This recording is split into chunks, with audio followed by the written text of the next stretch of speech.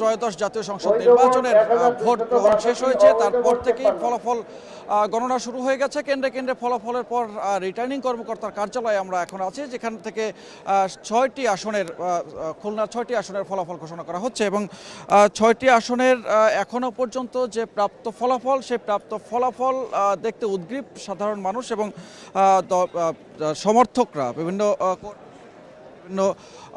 প্রার্থীর সমর্থকরা। তারা উৎসাহ উদ্দীপনার মধ্য থেকে এখানে সুশৃঙ্খলভাবেই এই ফলাফল জায়ান্ট স্ক্রিনে দেখানো হচ্ছে সেটি পর্যবেক্ষণ করছেন এবং সেগুলো হিসাব নিকাশ করছেন। আমরা এখনও পর্যন্ত যে ফলাফল পেয়েছি সেই প্রাপ্ত ফলাফলের ভিত্তিতে খুলনা 2 আসনের ভোটার সংখ্যা আছে 3,35,243 জন। এর মধ্যে মোট 158টি কেন্দ্রের মধ্যে 17টি কেন্দ্রের ফলাফল পাওয়া গেছে, যার মধ্যে ধানের শীষ মার্কা নিয়ে 7,776 ভোট পেয়ে এগিয়ে আছেন ধানের শীষ মার্কা, এবং দাঁড়িপাল্লা মার্কার তিনি পেয়েছেন 7,412 ভোট।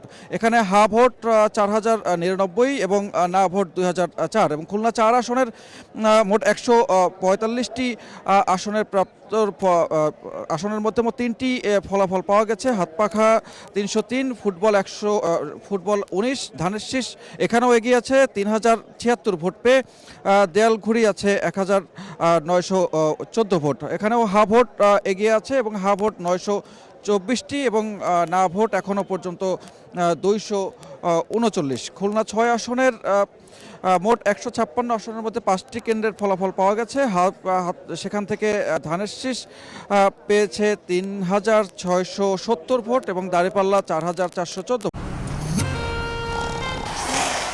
লাইফ তো প্যারা দিবেই, নিবেন না? নিন মজাদার গোলমার্ক পপস, কুড়মুড়ে বাইটে ফুরফুরে লাইফ।